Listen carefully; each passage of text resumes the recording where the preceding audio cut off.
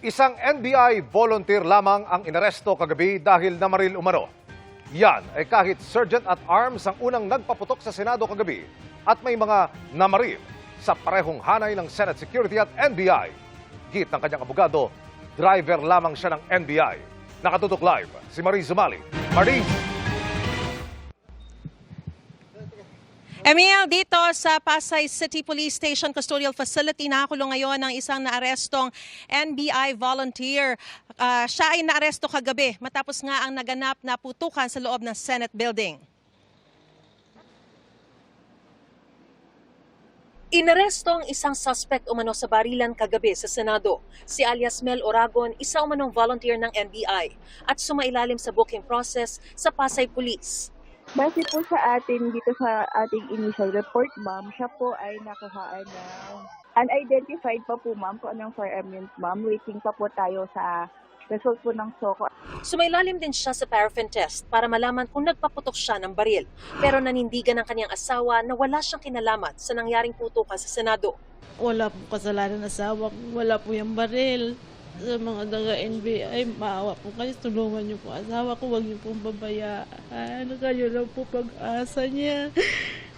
Ayon sa kanyang abogado, volunteer lang at hindi regular na empleyado ng NBI si Oragon. Siya po ay driver nga daw talaga. So, Nino? Isa po sa mga agent doon ng NBI. So, yun po, siya ay non-operational.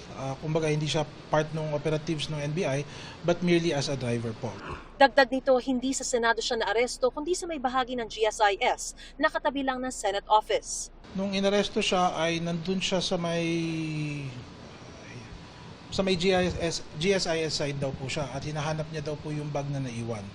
Ang sabi naman po niya ay nag-coordinate siya with the security ng GSIS para tulungan siya hanapin yung bag na naiwan. Nauna nang sinabi ng NBI na wala silang tao sa Senado.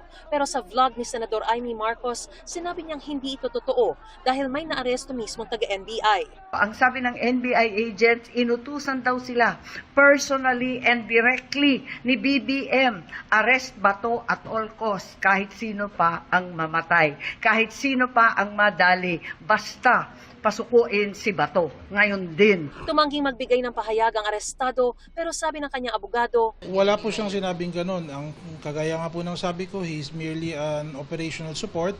Hindi siya operatiba. So hindi rin po siya looped in sa mga ganyang bagay kung ano talaga yung instructions. Emil, na-inquest na si alias Oragon at 7 reklamo nga ang inihain laban sa kanya sa prosecutor's office. Kabilang na yung paglabag sa Comprehensive Law on Firearms and Ammunition, alarm and scandal, direct assault at trespass to property and violation to Senate security. Emil? Maraming salamat, Mariz Umali.